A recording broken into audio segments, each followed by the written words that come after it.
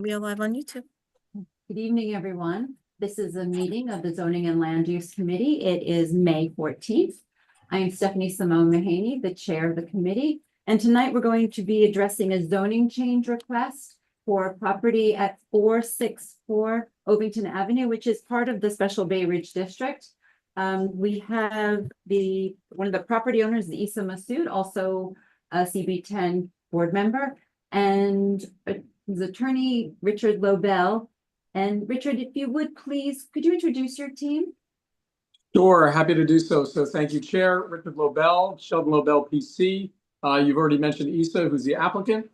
We also have Fan Baton from my office. With us as well is George Fontan, our project architect, as well as Max Meltzer, our environmental consultant. We also have Albie Saki from here, who is with the development team. Wonderful. Thank you very much for introducing them, and welcome everyone. So Richard, if we could just get straight to it, I think you would be the best to go through all the details of this zoning change. Of course. Thank you. And again, good to see everyone tonight. And we're happy to be presenting this application, which we think has a lot of merit. Will Fan be starting the presentation? Great. I'm sorry, just interject for a minute. In addition to our committee, we have residents in the room in the district office and also on Zoom. Excellent. Thank you. So this is the 464 Ovington Avenue rezoning. Next slide. By way of a brief background, Geffen Management, which is the applicant, is proposing two land use actions. The first is a zoning map amendment, a rezoning, with regards to the existing R3X district, which has been now in existence for roughly 20 years.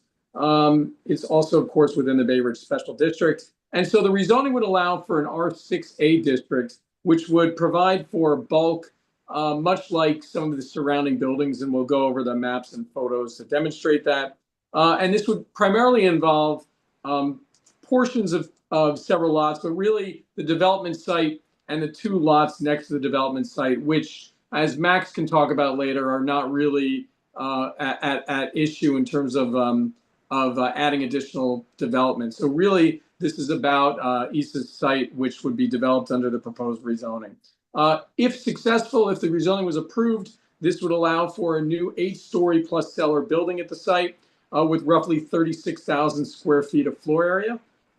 And we would also include roughly 40 dwelling units, of which 10 of those units would be permanently affordable pursuant to a mandatory inclusionary housing. We've already forwarded to the community board some support letters that have been received with regards to this rezoning, including from the Bay Ridge Center, the Arab American Association of New York, the Bay Ridge Community Development Center, the Islamic Society of Bay Ridge, St. Patrick's Church, and State Assembly members Charles Fall and Michael Tanusis. So we're happy to have gotten this preliminary support.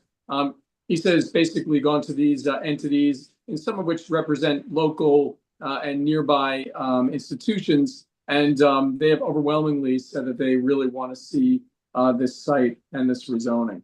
The next slide is the zoning map, which demonstrates, as we said, that this is within the Bay Ridge Special District. And you'll also note that there is kind of a bifurcation on this block. There is R7B to the west on this block. It's already existing on this block, which would allow for floor area ratios close to a 4. And then there's R6B to the east of this site, the development site, along Fifth Avenue. So between these two, to bridge these two zoning districts, the proposed R6A would allow for building typology as proposed. And this, when we show you the building, and George is going to go through the actual architectural aspects of the building, it's 6 stories at the front wall, and then it sets back 2 stories to produce an 8-story building. The next slide is the tax map, which shows the area of the rezoning.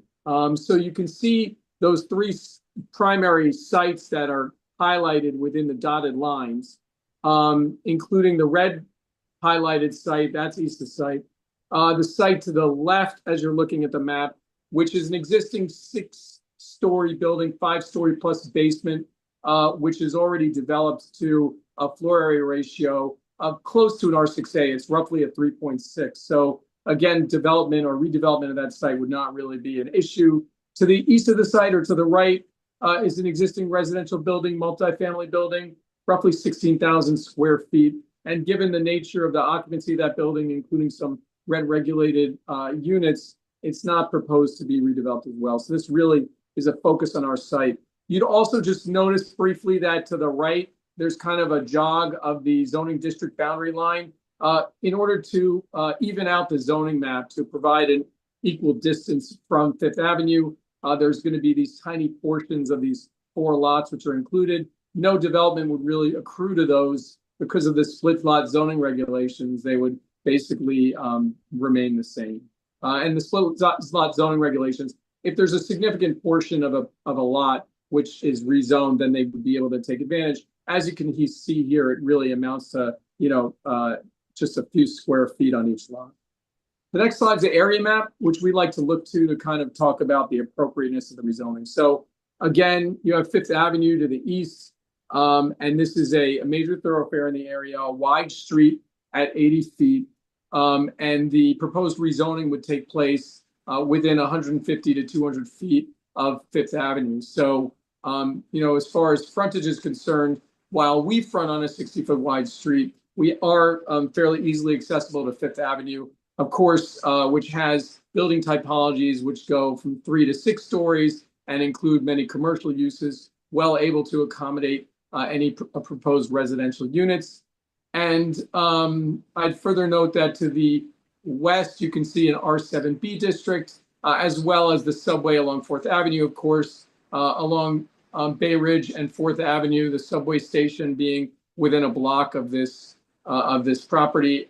And we also have additional bus service along Bay Ridge Avenue, along 5th Avenue and 4th Avenue. So when we look to rezonings and we discuss this with the city, oftentimes we'll look at underdeveloped lots, which this is, and we'll look at kind of the local traffic patterns at wide streets, as is 5th Avenue and 4th Avenue at 100 feet, local transportation options, whether or not it's a transit-rich area, which this is, and basically the building typology, including the building to the west of the site. So again, given the uses in the area, as well as the bulk, it seems to be an appropriate rezoning. This is also indicated by the photographs which follow. You can see in the foreground the 5-story plus basement or 6-story building immediately to the east of the site, or actually to the right as you're looking at it, as well as the 3-story multifamily residential to the left of the site. So this would be nestled between those 2 buildings. I would add that the site, given its depth, and George can talk about this a little bit, would be providing an extra wide rear yard. So, one of the benefits of this site is that it masses so well in terms of where it's located on the lot. So you're able to provide what amounts to be greater than 60 feet at the rear to really set off from the smaller properties on the side streets. With that, I think, Fan, if you want to page through, we've got George's plans and materials. George, if you want to briefly run through the architectural aspects of the program. And after that, I'm happy to answer any questions as well as the entire applicant team. Thank you. So this first drawing is the site plan. We're lining up with the neighboring buildings, which is a little under 15 feet from the front property line. The building is about 90 feet deep, but the lot is 170 feet deep. So as Richard was saying, you get a 65-foot rear yard, which is much larger than most residential properties, considering the depth here. Would you like to go to this next slide, please? Here we have all our zoning calculations. I'm just going to run through really quickly. R6A, we have an FAR of 3.9. So the building square footage is about 36,000 square feet. We're proposing 40 units, 10 of which would be affordable, and we are providing parking. We have 18 parking spaces included, which we, under the current zoning codes, would not be required. We can keep going. Here we have a massing of the building. So the building height is 85 feet tall. The maximum allowed is 95 feet. We're going with a setback at the 7th and 8th floors. And that's also setback further than necessary because we don't need such a setback, but we're setting it back. So if you go to the next slide, we have the plans here. So as I said, 40 units, 10% affordable. The building will have some amenities on the ground floor and apartments on the back. And then if you go to the next slide after that, we have parking. We're going to provide 18 spaces and equipment room in the cellar. And then keep going. Here's the building elevation. We have balconies on the front and the back. And go to the next one is building section, and you can see the setback in the front. And then I think there's a 3D coming up. You keep going. There's a 3D view, and then just end with the rendering on the next one. So here's the rendering. We're going with a red brick building to match with the 2 adjacent properties.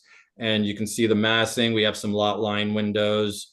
And I think that covers it. There'll be a mix of studios, 1-bedrooms, and 2-bedroom apartments. Thanks, George. So just to conclude, for the reasons that have been discussed, we feel that this is an appropriate rezoning for the area. We think that it's an appropriate use of the site, would allow for the development of 40 units of housing inclusive of 10 inclusionary units. This has been a rather lengthy pre-application process of city planning. Issa's been a great applicant for us, and particularly in light of his connections to the local community. We're really happy to be able to represent someone who has deep ties in the area. And with that, I think the entire applicant team would be happy to answer questions. Thank you so much, Richard. I just wanted to start with one question. Just for historical context, I know that this area had initially been an R5 and changed to an R6, and then the rezoning down to every F. So now we're thinking about upzoning again. It's a significant change, but I was wondering if you had considered an R6B. Yeah, so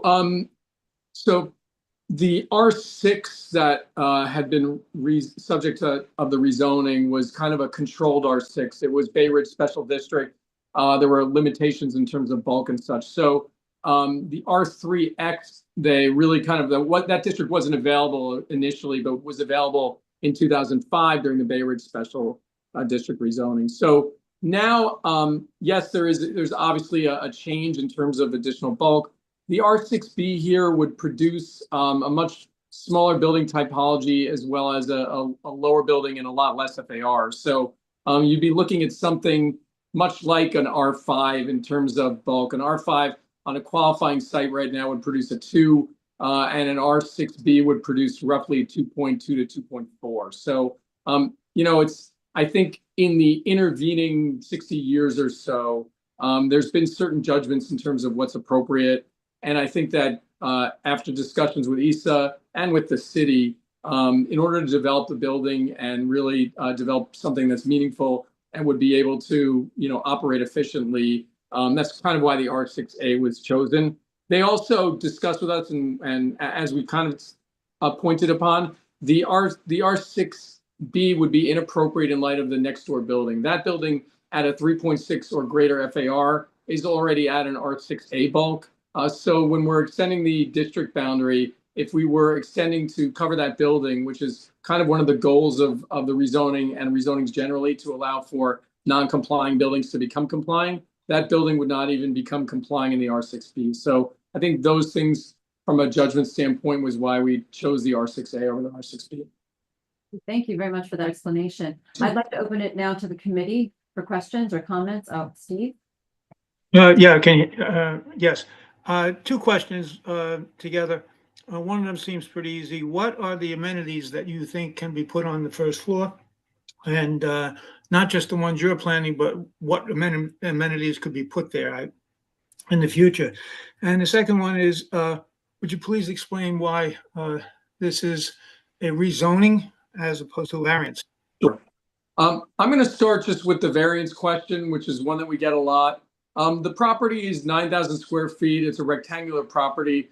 There's nothing specifically about this property which would merit a variance. The variance findings, of course, primarily being A, B, and C, that there's site uniqueness, that because of the as of right regulations. You'd not be able to develop feasibly or with regards to financial hardship, and then the C funding with regards to character. So were there some unique qualities about the lot? It's definitely in our interests to go to BSA because those applications are largely less expensive and far easier. But this application is not that type of application. It basically looks at this lot and essentially tries to address limitations in terms of the zoning by rezoning the property. So, we wouldn't be able to necessarily have the same type of building or build to this bulk were we at BSA. What would, just a question, what would stop the people next door from then also asking for a rezoning and at point? At some point they wanted to. Immediately next to us, Steve, both of those properties would be included in this rezoning. The people next door to the west of the site already built to greater than, or already built to an R6A zoning. The people to the east, and Max, who's on the phone with us, can talk about this. That's not a soft site. It's got 16,000 square feet, 3-story residential development. So with rent controlled or rent regulated units. So they really, there's no feasible redevelopment scenario for them. It's really just about our site. Well, you're saying it's really just about your site, but correct. It's not really about your site because there are 2 other sites that are involved, correct. Both of which are they actually going to be rezoned also? They would be. And as part of our environmental review at city planning, Langen, who is again represented by Max here, is required to produce a study which demonstrates what the likely rezoning would accomplish in terms of additional development. So what that does is it sets the baseline for additional units, additional residents, additional activity in the neighborhood. So that study, pursuant to secret guidelines, demonstrates that this is without a doubt, Steve, the other properties are included in the rezoning, but the likelihood of them being redeveloped doesn't rise to the level of any type of significance, which is why, that the proposed development, at least, is only proposed for our site. Have you consulted with the owners of those properties, or are they you? Yeah, Issa, are you familiar with those owners? I am not. The one to the taller building is condos. So there's more than one owner. It's a multi-owner building, and I do know some of the individuals that live there. And the 3-story, I'm not familiar with the owner. However, I am familiar with the superintendent, the one who manages the property. Has there been any contact with them or anything? I just want to know how they feel about about this. Yeah, I don't know. Have you spoken to them, or you haven't spoken to the 3-story? The 3-story, no. It's the superintendent is not. He's okay, not got it. I mean, I will tell you that generally speaking, we always include additional parcels in our rezonings, and the reason for that, of course, is so that you don't just have one isolated zoning lot with an R6A district amid 2 other, disparate zoning districts. So. Generally speaking, the condo building will now be a complying building, which is really desirable for them should they want to make changes at DOB to any of the units and such. Right now, there's an issue for them whenever any of those unit owners goes in because they're non-compliant or they're not complying with the bulk. Now, given the fact that they're complying, all those unit owners will have an easier time to make changes to their units, which is, something which obviously is desirable to them. The 3-story building, they'll get right now they've got about a 1.9 FAR, 1.7 to 1.9. The additional zoning change here would put them at a 3.9, but 25% of that would be affordable. So that brings it down to 2.9 market rate. So as between a 1.7 and a 2.9 is not really like such a tremendous change for them. But again, the idea of being rezoned to an R6A is generally seen as desirable for someone who's in an R3X. Is there any chance that this rezoning, which now is not 1 lot, it's actually 3 lots, right? Correct. Is that in the future, having been given this, that it could further go down the block?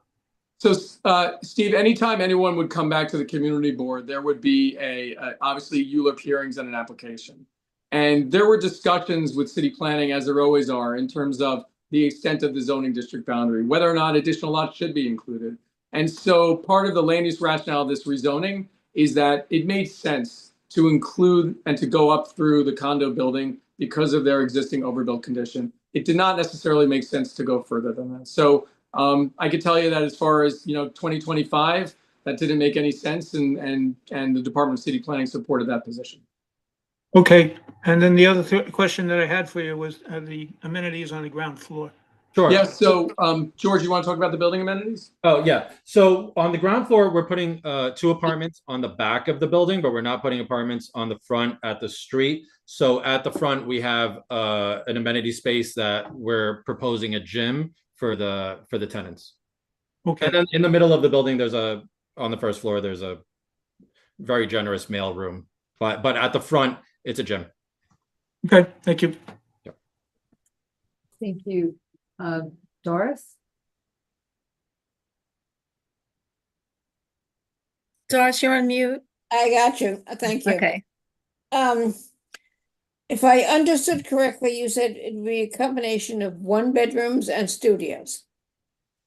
We're family-oriented communities, and is there any way you can reconfigure the property to make at least some 2-bedroom apartments? We have 1 bedrooms, 2 bedrooms, and studios. It's a mix Oh, of. that was not clear. What percentage are 2-bedrooms? Give me 1 second. Maybe 10 to 20%. I'm sorry, I don't recall off the top of my head. I think 10 to 20% is nothing. okay. So George, just out of 40 units, how many of each are there? I think we have like 5 2-bedrooms, but we could probably make a few more if we have to. I think it would be advantageous to the community to add more 2-bedroom The apartments. challenge on this building is that the property is very deep, and we're doing a 90-foot deep building. So because of that, we lose a lot of window wall. So if we went taller, the building is 10 feet shorter than would be allowed. If we went taller, it would be very easy to add more 2-bedrooms because we would get more window walls front and back. So there's a little bit of a challenge between balancing the number of units and the number of bedrooms, but that's something that's, we can discuss and look at. I would seriously ask you to reconsider it. Yeah. And my other, could you increase the number of affordable units? Because that, it's 10% to 40 units. That's not a lot. Yeah, so it's actually 25%, Doris. Oh, okay, I missed that. Yeah, and at this option, it's a range of incomes. So, it's really seen as desirable. It allows for some meaningful units to be part of the inclusionary program. Thank you. Sure. Richard, that was under the option 1, the 25%? Yeah, correct. Okay. That's under option 1. Option 2 would generate roughly 12 units. Okay, thank you. Sure. Who's that? Anne Flutie. Oh, Anne, please.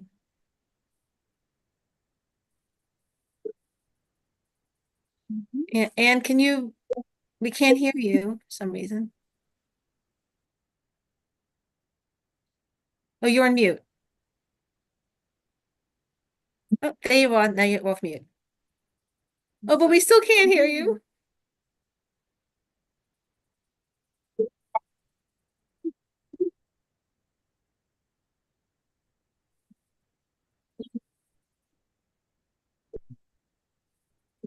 Got a bad connection. So just remember to turn on your audio. So maybe we'll go to, I don't know, Anne. I'm not so computer savvy about what it could be. I don't know if you signed off and then signed back on. I don't know if that would help. It's possible. Yeah, she might have to do. Could Anne call in? Input. Yeah.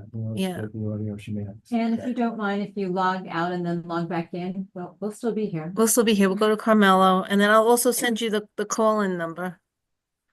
Oh, I can't see. Did you write it in the chat? Oh, the Chat. chat. Okay, the chat. Okay. Oh.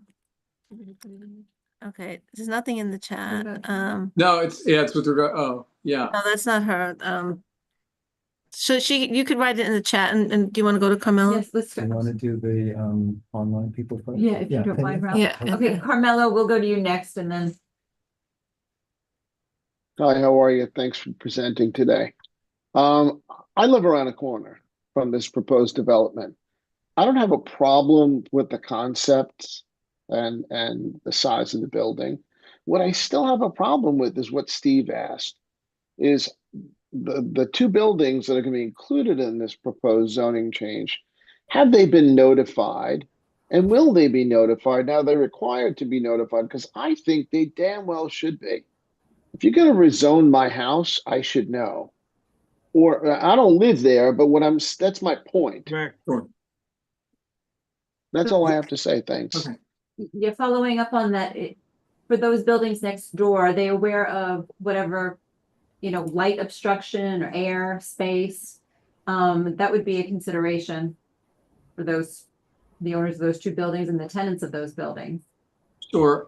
Understood. We can, I know that we provided, Right. obviously community board notification, but we're, we can have Issa, reach out and talk to the, owners of units and talk to them about that. I mean, the one thing to note is that at the end of the day, to the extent that the council felt it wasn't appropriate to rezone adjacent parcels, they're able to take them out of the rezoning. But I get what you're saying. I mean, despite the fact that the city charter actually allows you to just rezone a parcel without not notifying the owner. The reason for that is basically that most of these rezonings, again, will allow for multiples of 3, 5, 7, 8, 10 lots to be rezoned with your lot.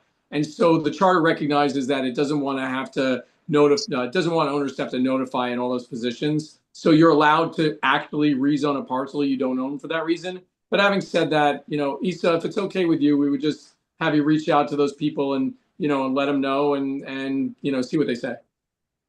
You know what? I I have no problem with your concept, but I think a formal Yes. letter from the Yes. owner, or the whoever the management team is who's running this project, saying this is a proposal, this is what we're proposing to do. Your building would be included. This is how long you have to say this. If you have any questions, call us. Sure. And that's it. Yep. Done.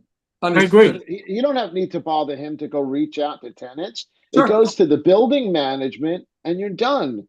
You Yeah. can send the tenants. If it's a condo, it's got to go to the condo management. The condo management will put it before the board, and you don't have to inconvenience the proposal, the owner.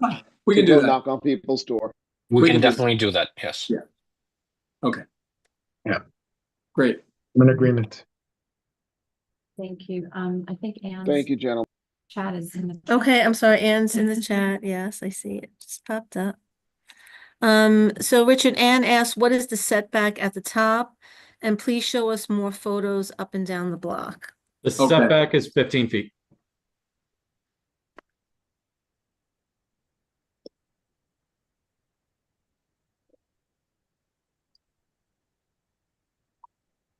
Sorry, I'm just getting to the photos. 1 second.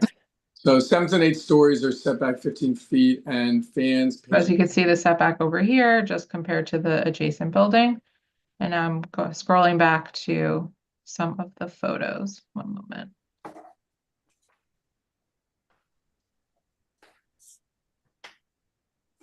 Oh, I apologize. The 15 feet is from the property line to the building. It's a 10-foot setback. So we only need the upper wall to be 15 feet from the property line, but it's 25 feet from the property line.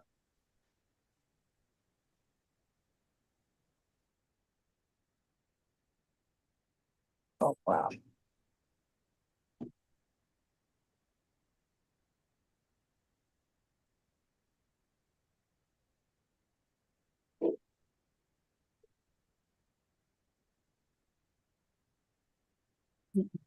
Okay, I know that Ralph had a question. You want to go back to the, okay, if you could Totally with up to you. I that. don't mind waiting. It's totally up to Okay. you. It's definitely- Pierre,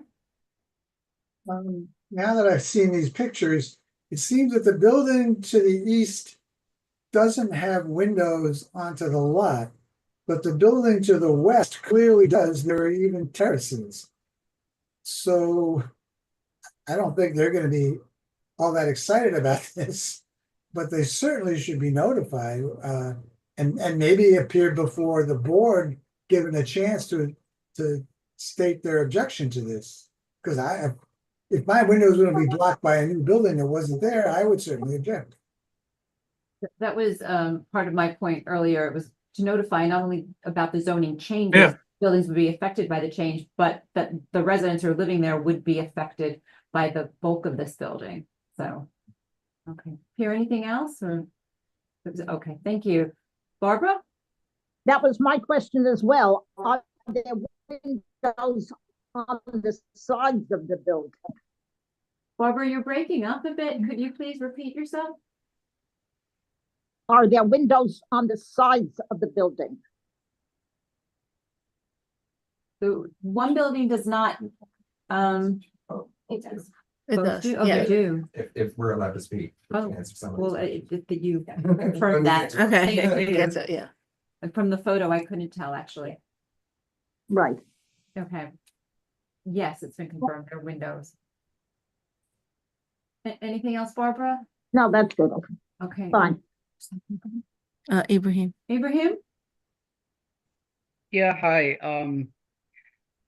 I have two questions. One, the building next door, it's about 45 units. Does it have like special permit or it was developed as of right back then?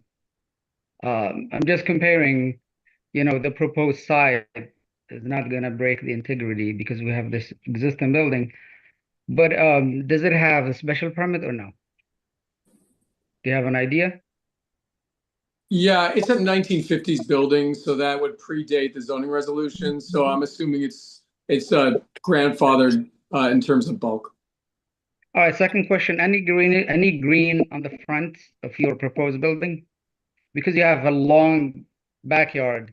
Yes, our building is set in 15 feet, so there'll be room for green, and it's typical to add some, so we can add that. Okay, good.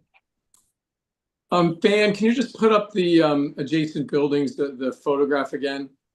I just wanted to make a point. Yes, bring it up.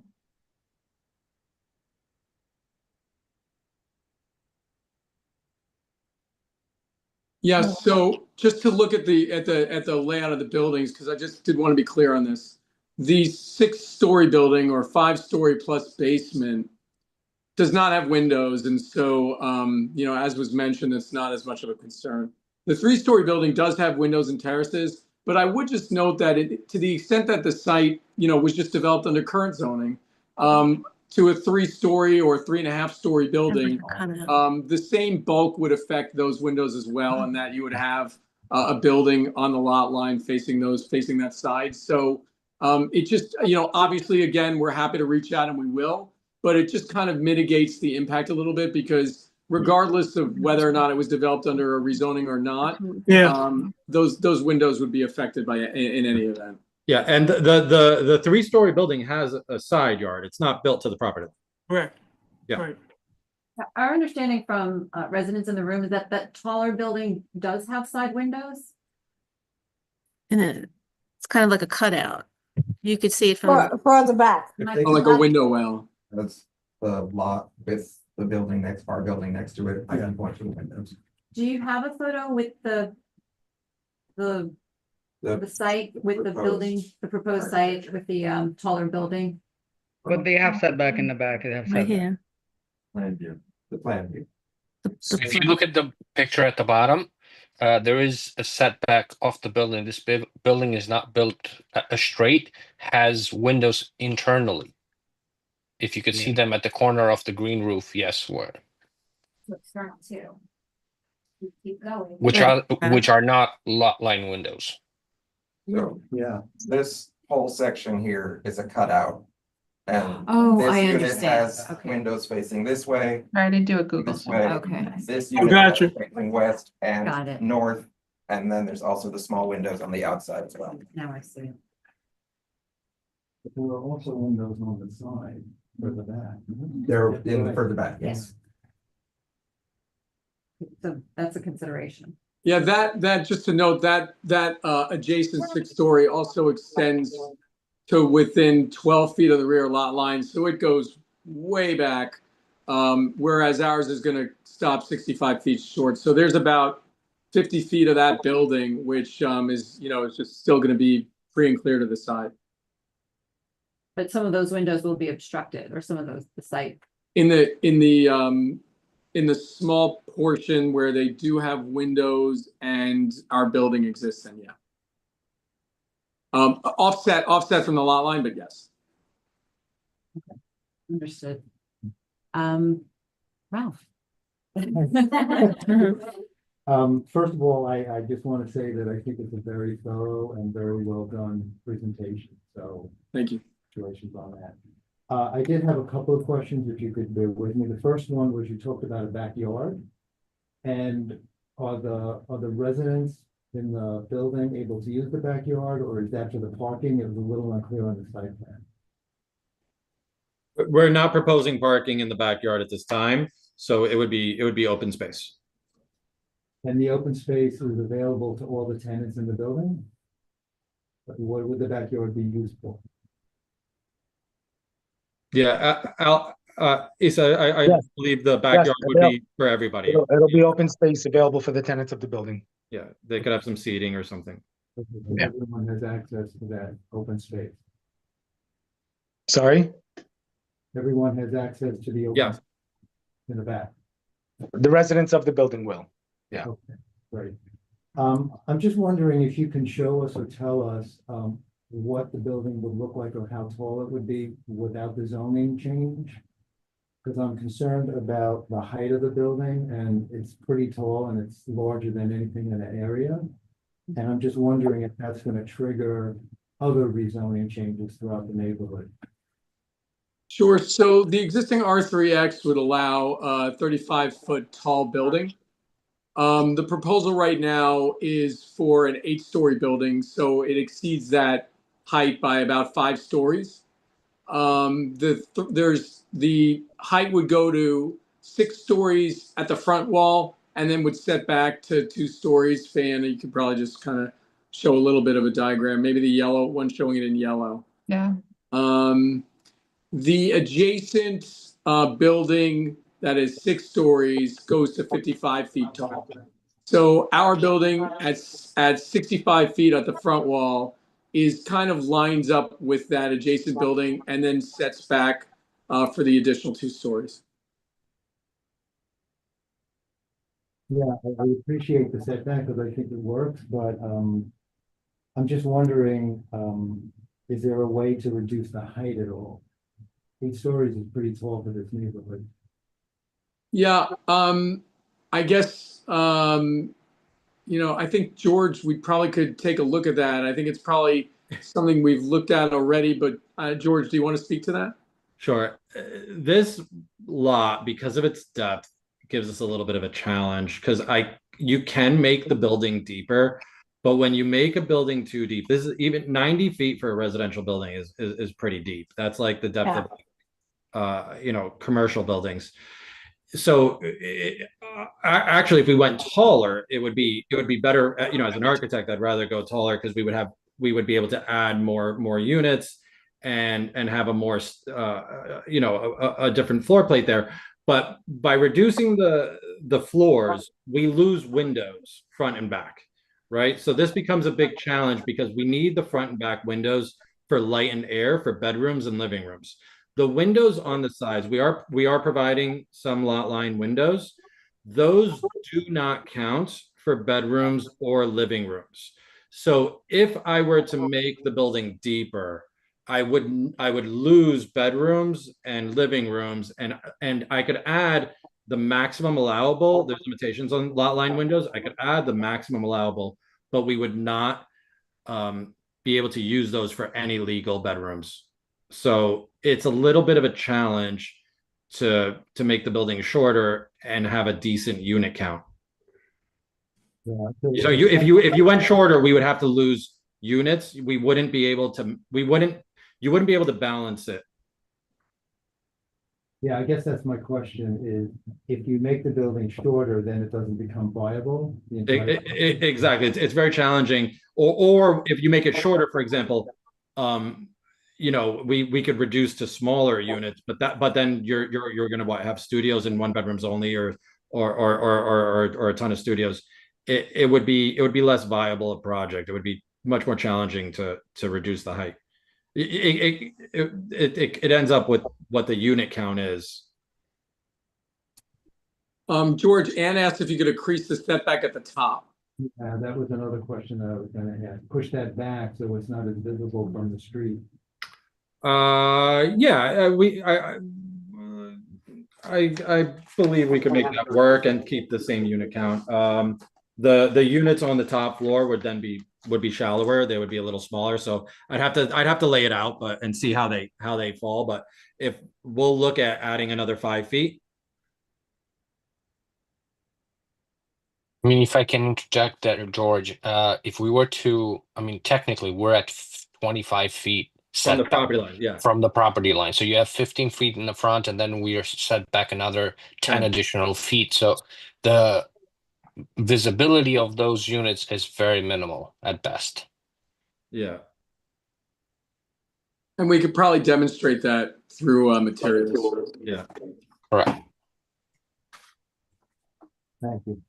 Just to add more to that, I mean, with R6A zoning, we're allowed to go up to 95 feet. Yeah. And then we took into consideration lowering that, and that's why the bulk of the building is at 85, correct, George? Yeah, We yeah. actually did lower it. Yeah. Yeah. Originally, I wanted to go to the full height. We went lower after preliminary discussions on that, because it would make laying out the building easier for me because of the windows, that we would get another floor of windows. You know, if we did reduce it, I'm just looking at the plan of the top floor, those bedrooms and living rooms would become shorter. So, but you know, we're 10 feet shorter than allowable. Please tell me again, at what height is that upper setback, where that begins? That's 65. 65 feet. Yeah. And the building goes up to 85. 85. Thank you. Steve, you have your hand up again? Ralph, Yeah, you got me? Hello? Yeah, go ahead. Yeah, before, I believe when we got into the window discussion, you said that you were not anticipating windows in the back, and the words you used were "at this time." Which windows were you referring to at that time? And my I'm question sorry? is, you had said that you did not anticipate windows someplace in the back. And that's, you have to forgive me, I'm not quite sure what you were referring to. And you said you're not anticipating putting windows there at this time. What windows were you referring to? No, we definitely have windows in the back. Maybe I said something else. Yeah, that's what I'm trying to maybe find when out. I said the amenity spaces, we only are having amenity spaces in the front at the first floor. Was that? No. But we All right. definitely have windows in the back. Okay, I was just trying to figure out when it was. You definitely have them, because I do recall those words. Yeah, we have And I just windows wanted to and know- balconies as well. We have Okay. balconies, right. 3 balconies per floor. Okay, thank you. Are there any other questions from the committee? I Ralph? could just say one more Of thing. course. Sorry, I wanted to agree with Doris on increasing the number of 2-bedroom apartments, because this is a family-oriented neighborhood. And I think that would be very well appreciated. Thank you for the comment. I think that we will, we can take a look at that as an applicant team, and that, as well as the discussion. And I know Ann wanted us to look back in the chat, in which she probably discussed the rendering and the setback. We don't take this for granted at all. We appreciate everyone's time and thoughtful consideration. And as an applicant team, we can go back and look at our layouts and look at our unit counts. And I can't opine on anything right now, but at least we can do that. And if we can come back to the board and see whether or not there's any feasible changes we can make, we're happy to check it out. Thank you, Richard. Sure. Okay, we have some residents in the room, or community members. They have questions. We could, Yeah. yes, please. Not a problem. So my name is Nick DeSagley. I am a board member at 460 Ovington, which is the 5-story building with the basement to the east of the project. I have 3 main concerns, but I also want to clarify a few things. So first of all, we are a co-op, not a condo building, so there is a co-op board. We are managed by Narrows Management, and we would absolutely love to sit down and talk with Isa and the others in this call. We would absolutely love the ability to talk about that. You know, we haven't been approached as of this point, and all my research has been done through Josephine's help and through what I could find on the city websites. We are a 5-floor building, 45 units. To correct something, and it goes to one of my main concerns, the building is not a 1950s building. The building was built in 1931. I previously think I sent Josephine the certificate of occupancy for the building, and there's a picture from the 1940s census website of the building. It's definitely older than the 50s. So one of the concerns that I personally have is, given that they're intending to go to the lot line, have they done appropriate studies of what that will do to our 100-year-old foundation? You know, we don't want our building to come down as a result of this. Related to that, since they are intending to go to the lot line, you know, you mentioned the need for living rooms and bedrooms to have airflow and light and windows, but you did sort of gloss over the fact that 2 of our lines have living room and bedroom windows in that cutout. So if you're to build a 85-foot building, our lower floors would get absolutely no airflow whatsoever in there. It would basically become a dead air shaftway. So we really would appreciate there being some kind of thought process put to, at a minimum, those 2 unit lines would really become obliterated by in terms of shadow and airflow. The second point that I wanted to bring up is with regard to the burden on the street. The applicant did mention that 5th Avenue is 80 foot, but Ovington is a 60-foot street.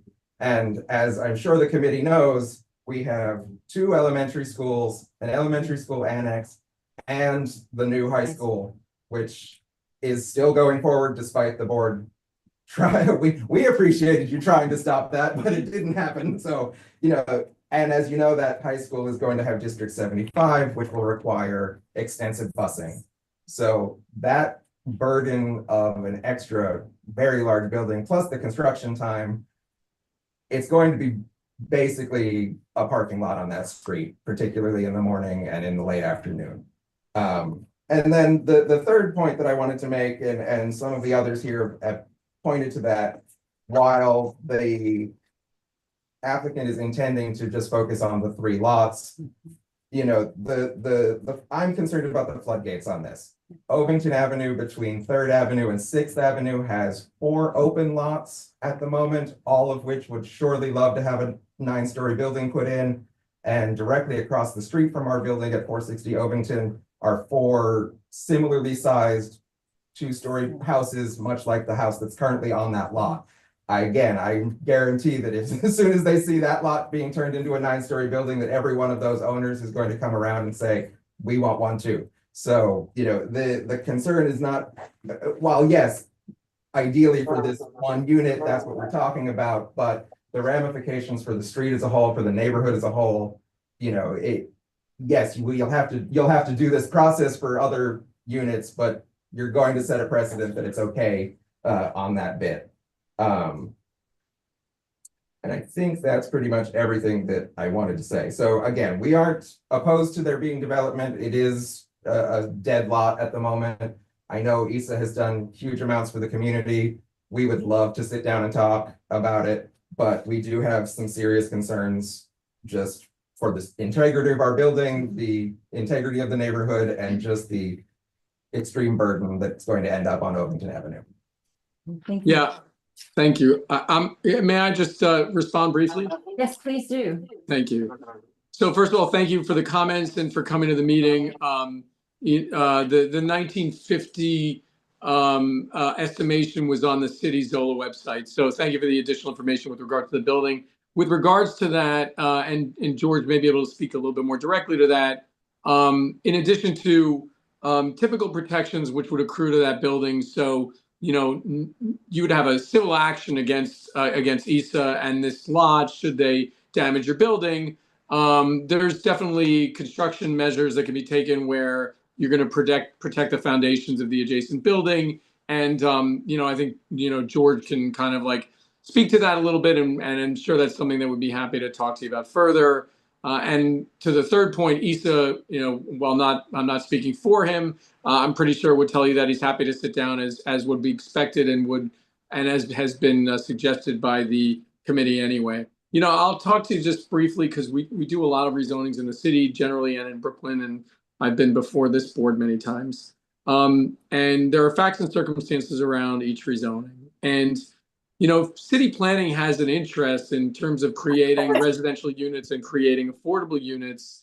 And even on this block, where there is additional opportunity for development on lots to the west of your building, you know, city planning found it to be, found it to be inappropriate, as the applicant has suggested, to extend the rezoning even on this block. So they were very specific with us. They basically looked at your building and said, okay, there's a building that's built to a floor area ratio of 3.6.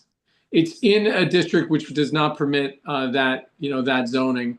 And so to the extent that we're able to develop an undeveloped lot, create some housing, which is pretty sorely needed in the area, and also make your building complying, we're going to allow that to happen.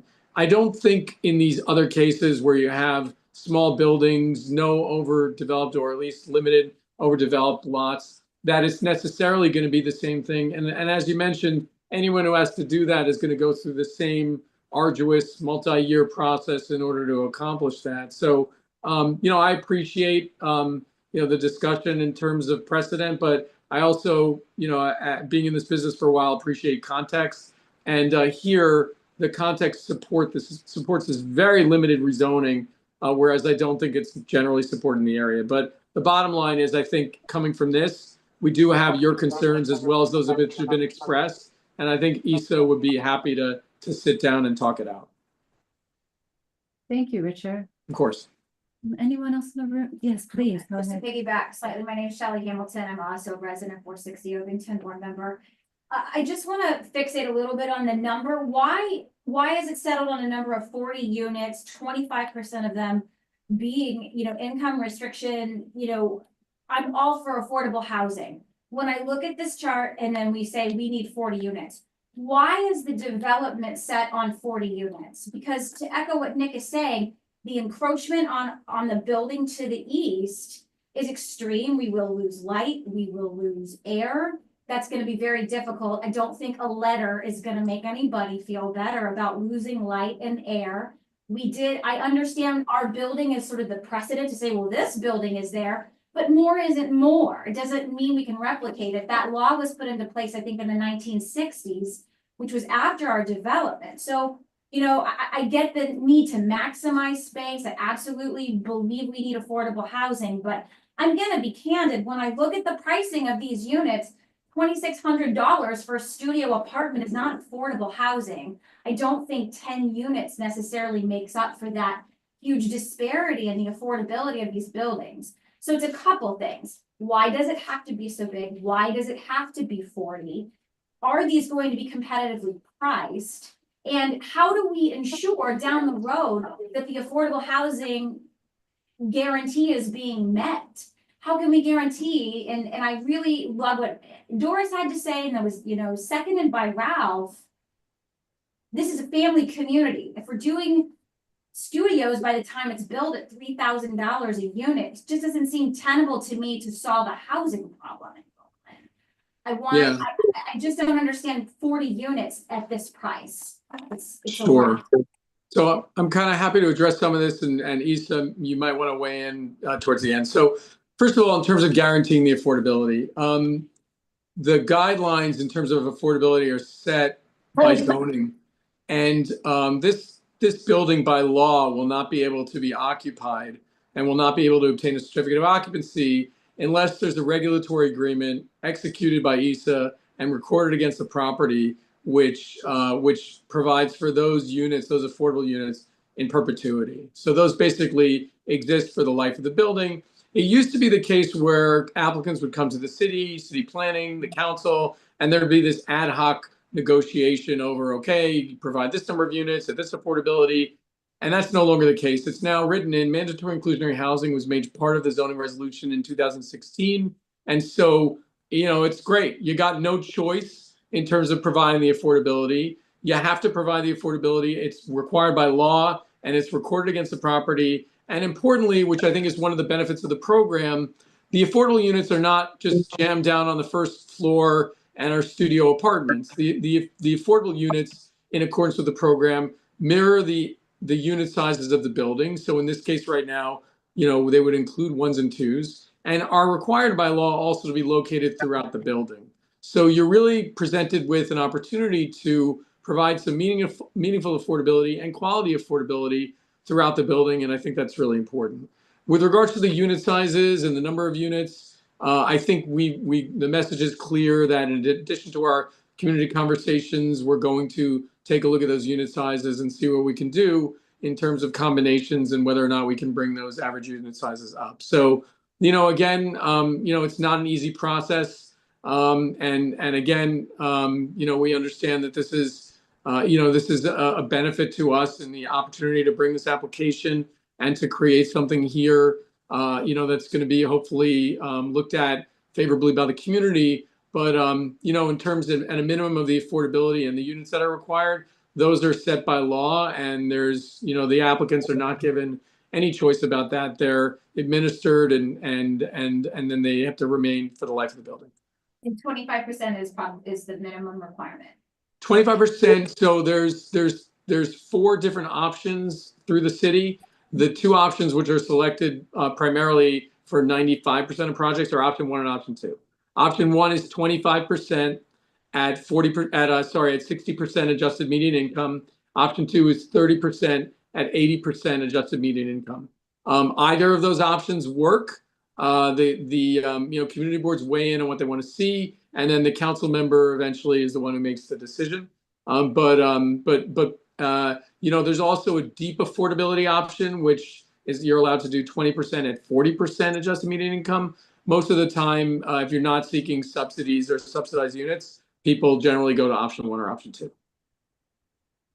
And from the environmental perspective, the stress that this is going to put on from water lines, gas lines, infrastructure, are there, I don't know that it's in here. I didn't really read the package, but what steps can we look at to point to it not disrupting already some crowded block that's getting a high school? Right. Stress on the block right now. Max, would you mind talking to that for a minute? Yeah, sure. So you brought up a couple of points. Was your first one about like water and sewage runoff? Yeah, yeah, waste. Right, okay. So yeah, of course. So we had the secret technical manual, which is the basis, which provides the basis and the outlines for which we conduct our environmental assessment statement. The size and scale of this project does not rise to the level of conducting a detailed analysis, because a project of this size is not going to put any additional stress on water and sewer infrastructure in the city. And again, that is set by secret technical manual guidelines, which we follow for our environmental assessment statements. Additionally, sorry, let me just look at my notes here. Will the project by law will be required to hook up to the uniform sanitary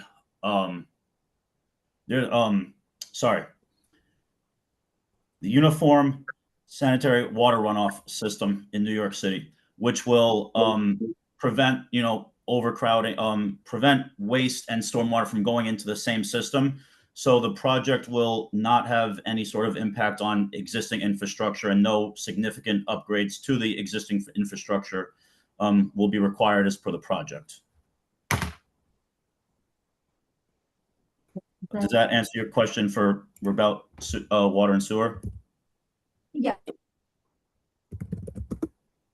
I just wanted to say a couple of things to the residents that made the comments. I appreciate it, Nick, and to the lady. I'm sorry, I didn't catch her name. Shelley Hamilton, 460. Shelley. Okay, Shelley. I really appreciate the comments, and I am very open to sitting with you and talking with both of you and whoever else to discuss how the process will be moving forward and any concerns you might have. In the end, we live together in that area, we work together, so I think it's important to have this done. Yeah, we would absolutely love that. And again, we know what you do for our community. So we're not trying to stand in your way. We're just trying to make sure that it's works for everybody. Yeah, and I mean, I try to ensure that I hire the correct professionals, whether it's environmental or legal or architectural engineering, to ensure that everything gets done properly and safely, and not only to code, but more than that, to code and some. So I didn't I didn't penny pinch when I made sure that this team that I brought in together is here to facilitate that, to make sure that this project gets done the right way. Val, go ahead. Okay. Did I hear correctly that you said that the rents were frozen in perpetuity? And what does that mean, if that's correct? For the tenant or for the life of the building? So the rents they're not frozen in perpetuity, but they're set by HPD pursuant to citywide guidelines.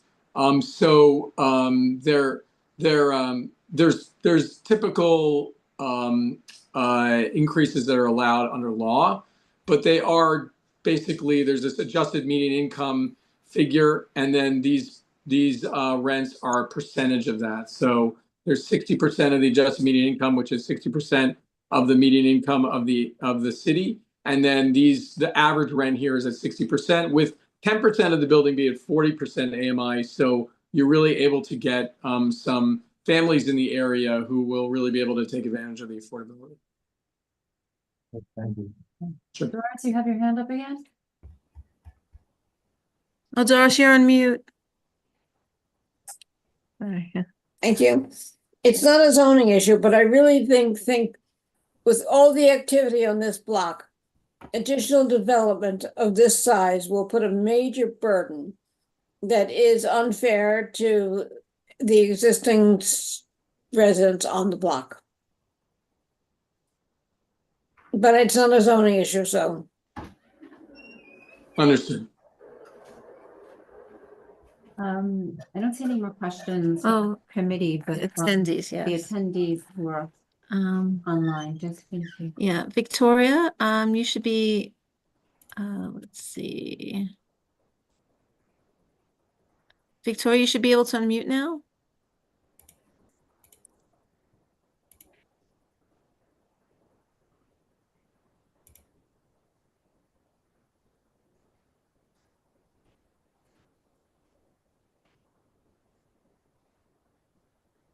I lost you. Oh, there you are, Victoria. Hi. Hi. I'm going to read some notes, so you might not see my face. Hello, everybody. So I am part of the church on the block. I went to the school on the block.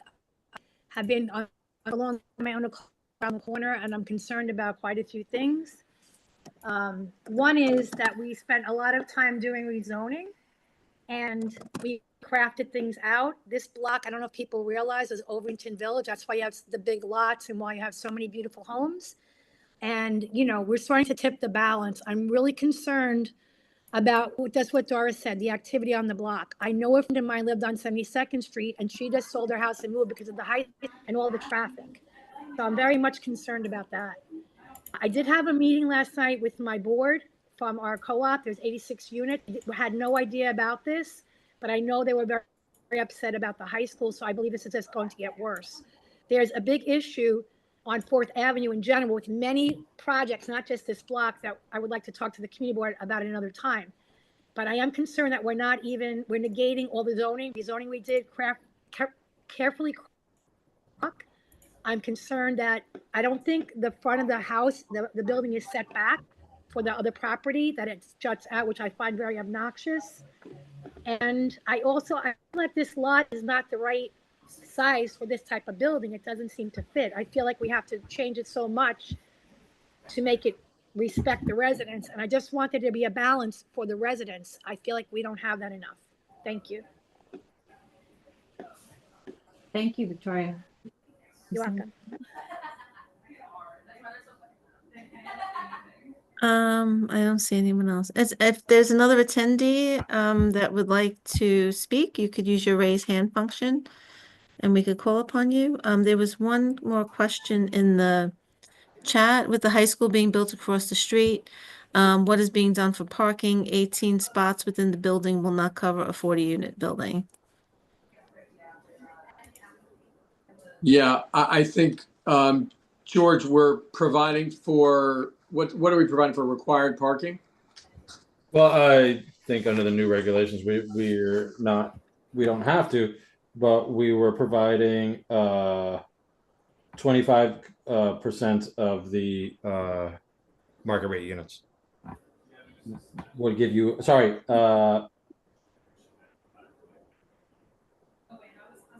it's a little over 50% of the market rate units, but yeah, I mean, 18 units is what fits in the cellar. So with 40 units of housing, we're providing 18 units of parking, which is, and also I guess if you look at the 30 units of market rate, that's 60%, sorry. Right. So that's roughly 2/3 of the market rate units. So I think we're meeting or exceeding our parking requirement, George? Yeah, the requirement is 8. Okay. 25%. Right. So we are more than doubling our required parking. Which could be waived. And as Max said, I think one of the things to think about is the environmental review, and when they look at traffic, parking, and all these things, they look at both the reasonable worst case scenario, what's likely to be built, as well as an as of right scenario. And here, with a 9,000 plus square foot lot, there's development options in terms of residential. There's also development options in terms of community facility. So they would look at the potential community facility options, doctor's offices, and all that, and they'd look at the margin between what that would do in terms of traffic, parking, spaces, etc. And so here it doesn't really rise to the level that is causing concern. So I think coupled with the fact that there's an overage of parking on the site, I think we're actually addressing the demand that's going to occur from the spot. That's it. Victoria, you had another question? Yes, I just want to say that you talked about 4th and 5th Avenue being so wide, but Ovington is very narrow and it's already a mess and it's spilling over to all the adjoining blocks, including 4th Avenue. So that's one thing. The other thing is that the studio, I didn't realize it was going to be $2,600. I believe that the woman that lives in the building said that. That is more than our housing is now. So you're raising the prices of our housing by making this inclusionary housing does not really fit Bay Ridge. We've been very successful at being a neighborhood that's mixed economically, ethnically, and age-wise. And we had pretty affordable housing, and this is way over what we pay. So this is actually raising the cost for us. The other thing is, Victoria, can you just tell me the rents that you said were too high? The $2,600 for a studio is very high. Yeah, so that's not the case. So a studio here would average at $1,600 with a range of $2,100 for 80% AMI, all the way down to $1,000 for a studio. 10% of the units of this building, or 10% of the studios would be at a rate of 1,000. So your numbers are wrong. Okay, if that's what was said by someone that was speaking when they're talking about the price, so I did ask. Okay. But the thing is, we don't really know what's going to happen with affordable inclusionary housing, who's going to hold it to its feet, or the fact that you say that if there's any problem to the building next door with the construction, they can sue them. That's not making me feel comfortable. But when you guys say we don't have to do this, we don't have to do this, you're asking us to change our zoning that we worked for years and years and years on, that has just been negated by the city. And it's very, very hard to say that. It's not as of right. When you say we have to do this, we don't have to give you the change. 100%. So just realize every time we're doing this, it's making a change, and it always impacts our community. The developer always wins something and the residents always loses something. You must realize that. Yeah, I appreciate the comments, Victoria. I think that, you're right in terms of wanting to hold people's feet to the fire. So with regards to the affordability, it's law. And to the extent that a developer, let's say, tried to rent out an affordable unit at market rate prices, they'd immediately get violations and they'd be at risk for criminal prosecution. So it's a serious matter and one that is written into the law, and it's done for a reason. With regards to the comment about the adjacent building, I only mean to say that if any construction took place here and somebody's foundation was damaged, they would have a cause of action. That's not the intention, nor is that what would be done here. The idea here would be that there would be agreements between the parties to ensure that construction did not adversely affect any of the adjacent parcels. And I think that to the extent the adjacent neighbors raise that, Issa, as he said, is happy to talk to them about it. So, nothing's going to happen that's going to, adversely impact anybody beyond anyone's control. There'll be pre-construction surveys conducted. There'll be, exams that are administered by DOB. So, one of the things that we benefit from on this application is having an applicant who lives here and knows the area and is deeply involved. And so, it's not, I get applications where people come in from, outside and are development companies. That's not the case with Issa here. And so, I'm looking forward to the conversations. I appreciate that, but you have to live on the Victoria, block. I'm sorry, we have other questions in the room. But you have to live on the block to understand. Richard, I was wondering if you could we need an additional clarification on the rents. Sure.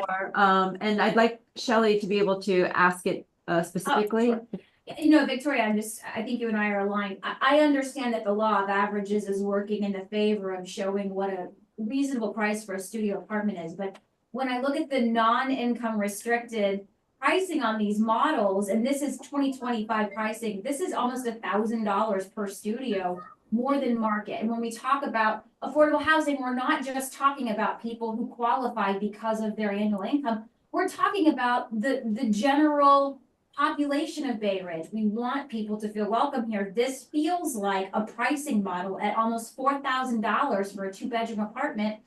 Bay Ridge is one of the last bastions of affordability in Brooklyn. It's why it appeals to us. It's why we want our kids to go to these schools. It's a great community with all income levels. And so I understand nobody develops property out of benevolent need to build a building and give affordable housing. I understand that there has to be a return on investment. That's not lost on anyone in this meeting, but I look at something like this and I think it's gonna drive it up, and it's gonna drive people out of the neighborhood who have been here their whole lives. And that is concerning to me as someone, I've only been here 10 years. I wanna stay here much longer. I want my kids to go to school with the kids they go to school with, and they don't lose their friends because they've been priced out of Bay Ridge. Thank you. Again, echoing what Doris said, families staying in the neighborhood. Yeah. I don't know if you want me to respond to that, Stephanie. It's more of a comment and a clarification. Okay. Sorry. Are you clear on the pricing? I mean that. Yeah, I think if the packet can be distributed, this is really information, a lot of good information, if that could be distributed. Sure. Thank you. Steve, you had a question?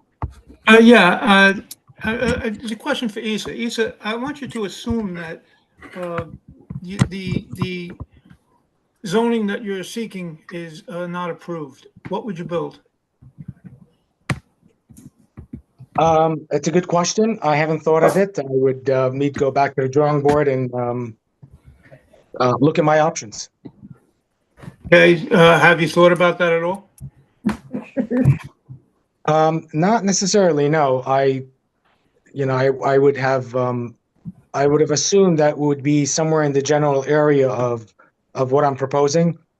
But if the scenario, as you mentioned, was that it was completely declined or not approved, then I would go with for whatever it's zoned for. I mean, I believe it's zoned for a 3-family home. Thank you. Welcome. I also want to add to the last comment from, I believe her name was Victoria, is that there's a difference between a company coming in to develop a property in an area they don't live in or work in, and someone that's looking to develop a property that where they live and work in that same community. The difference is the way they go about dealing with the property and the residents in the surrounding area. So I'm not a developer by trade, and I'm not a person who looks to develop properties throughout the city, buy and sell. And it doesn't matter what happens to the surrounding residents, as long as I make my profit and I walk away. That's not the case here. The case is that this is a property that I'm looking to develop as a personal project of mine, and I work in the community every single day. I'm on Fifth Avenue 6 days a week. I frequent many of the locations throughout Bay Ridge, so I'm part of this community just like everyone else. Thank You you, know, Lisa, because that is a concern. It has been a concern of the committees that once the rezoning takes place, the property can be sold. The zoning is forever. These are considerations that we have to deal with and address. Thank you. Any other questions? Because I'd like for the committee to discuss this now. Everyone is welcome to stay, but I'd like to get committee feedback, input, and whether or not we'd like to make a recommendation tonight or just have a discussion.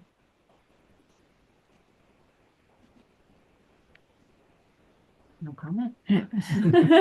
Just in terms of, someone had asked about timing, review timing. So what the process is, the board does have until, we can comment, you know, at the board meeting, provide a recommendation at the May meeting or the June meeting.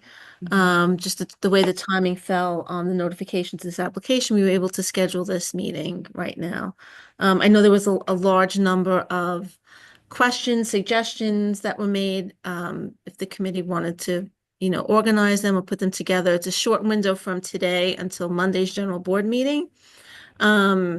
We have publicized the Monday general board meeting as another opportunity for public comment and feedback. And we have published that in the city record, and we've, you know, put that out in a flyer. And, you know, certainly we can, you know, reflyer your building and the building next door. If you wanted to gain additional feedback, Stephanie, for that hearing on Monday and come up with that list of questions. But I'll turn it back to you. I just wanted to just lay out what the process is from here. The process and the options. Options. Again, I don't think I need to emphasize that clearly we're trying to weigh, you know, balancing the need for housing, need for development against the very real stresses on that particular block. And also the proposed bulk of this building, as well as the concern about rezoning of the other soft sites in the area. But having said that, would the committee like to work towards a recommendation this evening, or would you like to discuss or do you have questions that you'd like me to put forward? Ralph? I would prefer to have a little discussion now. Okay. I think, just to kind of collect our thoughts and Absolutely. now that we have feedback from the community. Okay. Everyone, Richard, you and your team are welcome to stay, or not. Sure. I think we would just go off camera and just like listen to the general conversation to kind of inform us as we move forward. Of course. Okay. Thank you. Great. Thank you.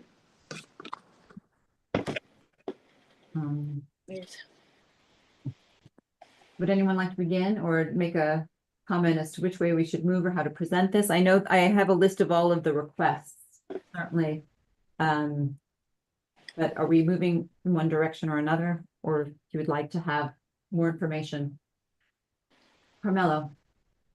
I think we should wait until the general meeting on Monday. Because we've already told the community that they'd be able to come and comment on Monday. And then our committee should meet in the next month prior to the June meeting to actually review what has transpired since. Have the other buildings been notified? Have the other buildings made any comments? What's the community comments? And then our committee could meet once more and make a decision and come up with a motion as to whether or not we want to accept this or not. Okay, and I do have That's what I think. All right, and I do have the list of requests, so in terms of, obviously the one about notifying the neighbors, but about, considerations about height. I have them all written down, so that would be part of it. Ralph, did you want to say something? No, I agree with Carmelo. I think that's the way to do it. This way we get more community feedback, and then we can meet again in June. Yes. Right, before the full board. Really think about all of that, put it all together and collect our thoughts. Okay. Can Dora? you hear me now? Oh. Yes. Oh, yeah. We can hear you now. I'm gonna speak plainly. I think 8 stories is too high. It's not a good precedent. I think it's just the wrong direction, and that I would like to see it. I'd like to see the zoning that's being requested. They said it's 5 stories if it's as of right. Three. Okay, I so think the maybe they R6A could, said maybe it's they could be R6B. amenable R6A. to a lower density. Yeah, we think it's the R6B that they said was 5 stories, but. I said they can go to 9. But, And okay. you're You trying to respond to Anne? Yeah, I'm a little bit confused here. I'm saying that they're saying that they want to go, but this is what we're approving would be for the plan that they're talking about. You're saying that we would approve something that would be less. We could do that in? No, I'm saying that I would deny this application.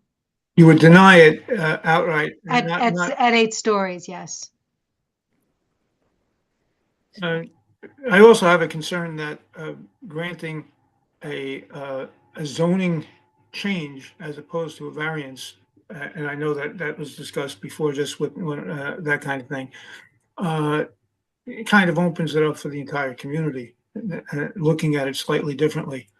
And, I'm not really sure that I'm ready to do that.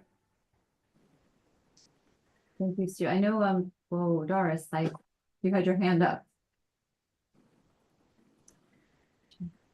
Doris, you're on mute. Thank you. I think we need more time to consider this, and there are a lot of concerns. And I think we should have a report to the full board in the May meeting, and then just make a final decision in June when we hear more from the residents. And one of my biggest concerns with this is studios and 1-bedrooms are not an appropriate development for this community.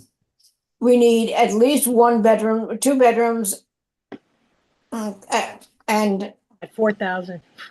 and we need more affordability, and I think we need a reduced height. Thank you, Doris. Barbara? I'm concerned, I'd like to know the rents, the prospective rents for these apartments. It's in the packet. There's a packet. We'll send it. I'll send that out again. Okay. Okay, I think, Ralph? I agree with Anne. I think the 8 stories is way too big, and I think it sets a precedent for the rest of the neighborhood. But I think it would be worth having a discussion and then seeing what they can come back with something that's smaller and maybe not as close to the neighboring building. See if that could be something viable.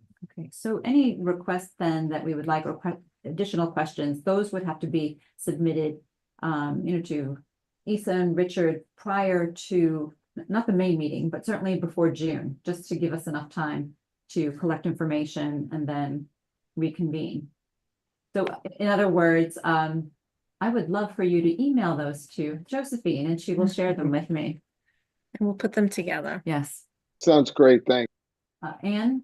Question for Ralph. Ralph, are you saying that they shouldn't go side lot line to side lot line, but have come away with a side yard? I'm thinking something smaller, if that's viable. I'd like to see what the options are, if they could do some research on that.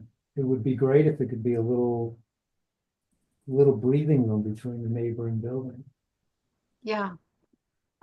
You know, the one side has a lot of windows in the terraces and the other side has windows also. And now everything is, it looks like the building's being squeezed right in there. And it's very, very tight. And it's very, very big. So your concern is on the co-op side. Both sides, actually, yeah. The other side, there is a narrow side lot there, but their windows are completely blocked and they have balconies there. So it looks like the present proposal doesn't really address those issues. So I'd like to see what the options are that they can come up with. Yeah, Ralph, that's probably 8 feet on the balcony side. You think so? Yeah. I can't tell from There's a the driveway. drawing. I'm Is assuming it a driveway? because there's a parking lot behind this building, Yeah, so it has to be a So driveway. that's a driveway. And then ours, And there are there balconies used to be a over it. driveway Yeah. where this garage is, that Yeah. is a driveway now, but now that would be, so if we just. And I'm just suggesting that we see what the options are that they can come back with. I think the more time is a good idea. You'll definitely have more time. Sounds great. Could I make a motion? Oh, hold on do we need a motion? But hold on a second. I was just trying to get to Ibrahim. He had his hands up. Yeah, I'm also agreeing to have more discussion, but the good side of this is to Ralph, it's rezoning. So the design option, as you said, maybe we'll discuss it with the applicant if there is any possibility of having a courtyard or in the middle, just like next door. So we'll have at least Like more an air for alcove. these people. Mhm. Otherwise, the good side of it is the district itself was R6 anyway, even before. So there is no concern of anybody else to develop more. These houses are still the same height, same use, same bulk. But yeah, more discussion I think is needed. It's fine. Okay, thank you, Ibrahim. Carmela, you wanted to actually make a motion on this. Yeah, I'd like to make a motion to accept more input from the community and more input from the board members and discuss it at our next committee meeting to thereby present to the board what we found out and what our position is. Okay, would anyone like to second that motion? I would. Okay, we go. The Steve, yeah. Thanks, Stephen. All right, then all in favor? Yes, yes. Okay, it carries, so. Yes. So in addition to that, I'll be reaching out to ask for I'll go over the meeting, of course, and I just wanted to make sure I have all of your concerns and questions and additional suggestions to forward. So before we adjourn, just a quick note, thank you to those who sent me your reconnaissance photos for the landmarking, and we will be addressing that as well. It'll be a packed meeting for the next committee meeting. So we'll send out a reminder about, when I would like to have all that information in. But thank you very much. And if no one objects, we will adjourn. Is that good? Yes. Yes, thank you. I'd like to thank Isa for your time, and Richard, to you and your team. Thank you very much for being here this evening and for giving your presentation.